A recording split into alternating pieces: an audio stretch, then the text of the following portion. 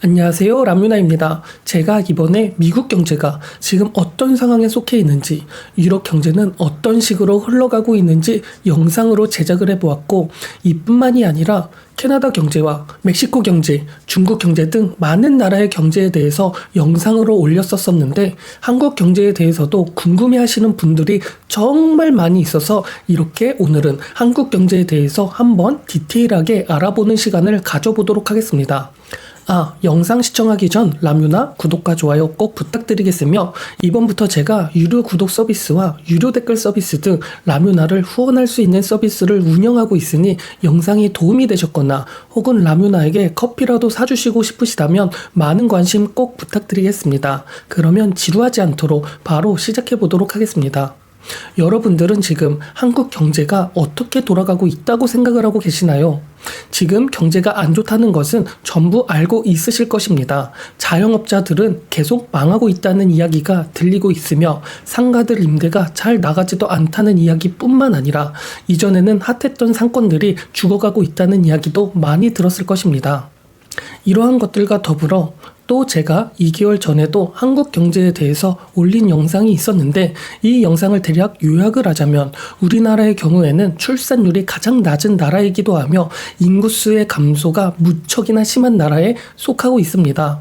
그렇기 때문에 앞으로 경제에 있어서, 내수에 있어서 투자의 메리트는 무척이나 많이 떨어지는 것은 어쩌면 기정한 사실화 되었다고 말을 하기도 하였으며, 이뿐만이 아니라 산업 분야에 있어서 제조업 기반의 성장성을 놓고 보았을 경우 대부분 삼성전자, 하이닉스, LG 에너지 솔루션 등 반도체나 배터리 분야의 비중이 많이 높은 나라이지만, 이러한 반도체나 배터리 산업은 경제가 좋을 때는 성장성이 엄청 큰 반면, 경제가 좋지 않은 상황에는 극악적으로 안 좋아지는 이러한 산업군 비중이 높게 형성이 되어 있어 증시에 있어서 그렇게 좋은 방향성을 예측하기 어렵다고 하기도 하였습니다. 또 이러한 반도체 산업이나 배터리 산업 같은 경우에는 바로 옆 나라에 있는 중국에서 우리나라보다 낮은 인건비와 우리나라보다 점점 좋아지는 혁신 기술 등을 이용하여 우리나라 기업들을 위협하며 경쟁률에서 중국이 앞서가고 있어 우리나라의 기업들은 점차적으로 성장이 둔화가 될 가능성이 높다고 말도 하기도 하였습니다. 이처럼 우리나라의 경우에는 산업 분야에서 경쟁성은 떨어질 수밖에 없고, 인구수와 이러한 것들은 연결이 되어 있기 때문에 성장은 무척이나 안 좋은 전망의 연속의 길을 걸을 것이며, 산업 분야뿐만 아니라 우리나라 돈의 흐름의 경우에서도 고소득이나 부유층 상위 10%가 근로소득세 전체의 70%가 넘는 비중을 납부하고 있으며, 이 상위 10%가 종합소득세 전체의 85% 이상을 담당하고 있기도 합니다. 또 이것을 역설적이게도 전체 근로자들 중 40% 정도가 소득세를 한 푼도 내지 않고 있는 것도 우리나라의 엄청 성장성을 저해하는 모습이기도 합니다. 이렇게 우리나라는 산업적인 것뿐만 아니라 세금적인 부분에서도 균형이 무너지고 있으며, 정서적, 정신적인 부분에서도 무너지고 있어 우리나라의 경제는 망할 수밖에 없고 무너질 수밖에 없다고 이미 2개월 전에 영상으로 제작을 한 적이 있습니다. 이렇게 우리나라의 경우 경제가 정말 좋지 않은 방향으로 흘러가고 있었습니다. 그렇다면 2개월이 지난 지금의 경우는 어떻게 흘러가고 있을까요? 솔직하게 직설적으로 말을 한다면 2개월이 지났다고 경제가 갑작스럽게 좋아질 경우는 무척이나 드물기 때문에 이전의 경우와 비슷한 흐름에 있다고 보시는 게 좋을 것 같습니다. 그렇기 때문에 지금 현 한국 경제의 경우 OECD에서 발표도 하였고, OECD뿐만 아니라 경제에 대해서 예측하는 언론이나 기관의 자료를 보면 우리나라 잠재 성장률은 계속적으로 떨어지고 있다는 것을 아실 수도 있습니다. 경제 성장률이라는 것이 그 나라의 생산 요소 등을 다 반영을 하여 어떻게 될 것 같다라는 것을 예측을 하는 것인데, 10년 전만 하여도 우리나라의 잠재 성장률을 보았을 경우 2.5%에서 3% 혹은 이것보다 높게 예측을 했었으나, 지금의 경우에는 2%도 안 되는 수치를 예측을 하고 있기도 합니다. 또 이뿐만이 아니라 우리나라의 경우 2030년만 넘어도 1%도 못 넘치는 경제성장률, 어느 곳은 마이너스 경제성장률을 기록할 것이라고도 예측을 하고 있기도 합니다. 또 경제 성장률이라는 것이 어떻게 보면 경제 성장률이 점차적으로 낮아지는 것은 나라가 성숙해지면 자연스러운 현상이라고 생각을 하고 선진국들도 다 경험하고 있는 모습이기는 하지만 우리나라의 경우에는 선진국 성숙한 나라에 포함이 되어서 이렇게 경제 성장률이 계속적으로 낮아지는 것은 아니기 때문에 조심할 필요가 있다는 것이고, 어쩌면 정부나 우리나라에 살고 있는 국민들도 이미 다 알고 있는 기정사실일 것입니다. 그렇다면 제가 지금까지 말한 것들 도대체 무엇이 문제가 되어서 이렇게 잠재 성장률을 예측하는 게 위험 요소로 작용을 하고 있는 것일까요? 우리나라의 경제를 위협하고 있는 첫 번째 문제는 바로 설비 투자에 문제가 있는 게 가장 큰 위험 요소일 것입니다. 전에도 말했다시피 우리나라의 경우에는 대기업이라고 불리는 기업들의 산업 분포가 대부분 반도체나 배터리에 비중이 높은 것을 넘어 몰빵이 되어 있는 것이 정말 위험하다고 보고 있습니다. 이러한 설비 투자가 증가하려면 기업들이 돈을 벌 수 있는 산업들도 존재를 해야 하고, 석유나 철강 이러한 것들은 이미 중국에서 경쟁성을 잃어버리고 있기 때문에 이미 위협을 받고 있으며, 이 상황에 미국은 우리나라 기업들에게 공장을 지을 때 미국에다 지으라고 협박 아닌 협박을 하고 있는 중에 있기도 합니다. 또 공장을 지을 때 이게 바이든 정부 때는 지원을 해준다고 하면서 지으라고 했었지만 트럼프가 대통령이 되어버리면서 관세를 이용하여 압박을 하고 위협을 하고 있으니 이러한 위험 요소와 요인들이 점점 많아질 수밖에 없는 것입니다. 이렇게 되어버리면 설비 투자도 잘 되지 않아 버리고, 그러면 투자도 못 받을 뿐더러 우리나라의 노동도 감소하게 되어버리면서 내수 시장도 점차적으로 좋지 못한 상황이 되어버리게 되어버립니다.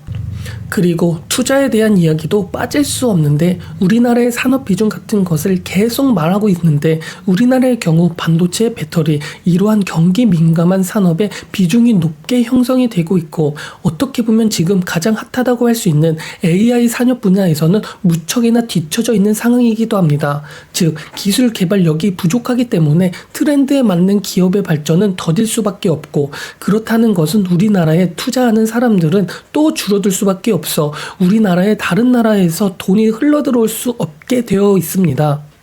AI 산업의 경우 작년, 재작년부터 붐이 불어와 미국은 이전부터 계속 AI 산업을 주도하면서 투자도 열심히 하고 있는데, 우리나라는 이제서야 AI가 어떤지 인식을 하기 시작을 하였고, 투자를 할까 말까 간을 보면서 아직 어물쩡하는 모습, 이러한 모습을 보여주어 트렌드에 뒤처지는 횡보를 보여주었고, 이렇게 되어버리니 우리나라는 AI에 있어서 IT 강국, 인터넷 강국이라는 시절은 이미 사라졌고 후진국이라고 불릴 정도로 무척이나 불리한 위치에 서 있기도 합니다. 제가 지금까지 말한 것만 보더라도 여러분들은 우리나라에 투자를 하고 싶으신가요?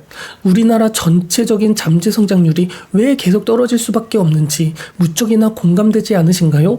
이게 바로 지금 우리나라의 경쟁력, 성장성이 계속 둔화되고 잠재력이 떨어질 수밖에 없는 이유에 있습니다. 그럼에도 불구하고 우리나라의 경우 지금 민주주의인지 아닌지 이러한 것의 이슈로 인하여 경제적인 것은 뒤처져 정치에만 관심을 쏟고 있기도 하죠. 이러한 것도 문제가 될 수밖에 없습니다. 이러한 설비 투자, 산업 말고도 정서정신적인 이야기도 한번 해보고자 하겠습니다. 우리나라의 경우에는 어떻게 본다면 전쟁 이후 운이 좋게 토지 개혁이 성공적으로 되어버리면서 그 성공적인 토지 개혁 덕분에 작은 땅임에도 불구하고 제조업 기반의 성장이 엄청나게 빠르게 흘러간 나라에 속하고 있습니다. 그렇게 되어버리니 우리나라는 한강의 기적이라는 이야기도 들었으니까 말이죠. 하지만 이렇게 제조업 기반의 성장이 어마무시하게 되어버리면 어떤 일이 벌어질까요? 모든 것은 양면성을 가지고 있기 마련입니다. 급격한 성장으로 선진국 기반으로 들어서기는 하였지만 이와 다르게 급격한 제조업의 성장은 많은 것들을 변화시켜 버리게 되었습니다. 제조업이 성장을 한다. 그러면 어떻게 되어버릴까요? 일단 대부분의 나라는 남자의 노동력 기반으로 성장을 하면서 남자의 노동 가치는 높아졌지만 제조업이 되어버리면서 단순 노동도 증가하게 되어버리고, 여자도 노동시장으로 투입하게 되어버리며 노동 가치도 증가하게 되어버립니다. 여성분들의 말이죠.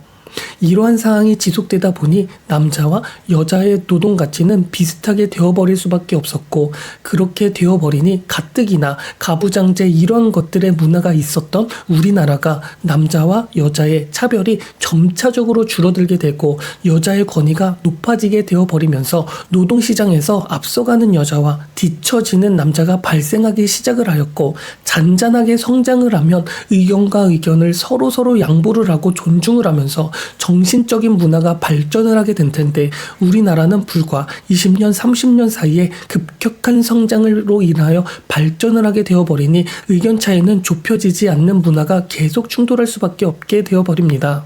이렇게 노동시장에 여자의 투입은 남녀의 평등을 급속도로 만들기는 하였지만 의견 차이는 줄어들게 하지 못하고, 이러한 것들이 그대로 경쟁사회에 엇물리게 되어버리면서 출산율은 급격하게 줄어버리는 시대가 찾아오게 되어버립니다. 그렇게 되어버리니 어떤 시대가 지금 열리고 있는지는 다 아실 것으로 보고 있습니다.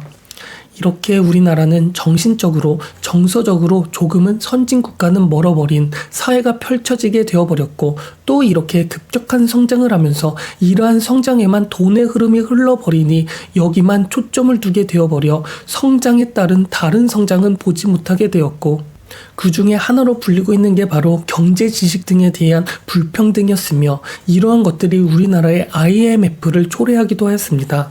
그렇다면 경제뿐만 그럴까요? 정치적인 것도 마찬가지입니다. 급격하게 성장을 하고 양극화가 되어버리니 어쩔 수 없이 빈부격차는 커질 수밖에 없고, 이 비중이 다른 나라에 비하여 무척이나 커져버리니 누구는 갑자기 벼락부자가 되기도, 누구는 갑자기 아무것도 안 하고 열심히 살았는데 벼락거지가 되는 경우도 나타나게 되어버리면서, 정치인들은 이러한 것들을 이용하여 표를 얻기 시작을 하며, 정치라는 것이 나라의 성장을 위한 본질이 있어야 하는데 너도 나도 당선이 되는 것을 우선으로 하여 권력욕만 앞서버리게 되기도 합니다. 또 이렇게 되어버리면 국민들도 한 번쯤은 나라가 잘못 돌아가고 있다는 것을 눈치채면서 경제나 정치나 이러한 것들을 한 번쯤 배워보면서 올바른 길로 나아갈 수 있도록 해야 하는데, 우리나라의 경우에는 이러한 것들의 학습과 교육의 부족으로 인한 시대에 도래하기도 하였습니다. 이게 바로 우리나라의 지금의 현 상황이고, 앞으로 어떻게 될지에 대한 현 방향성을 보여주기도 할 것입니다.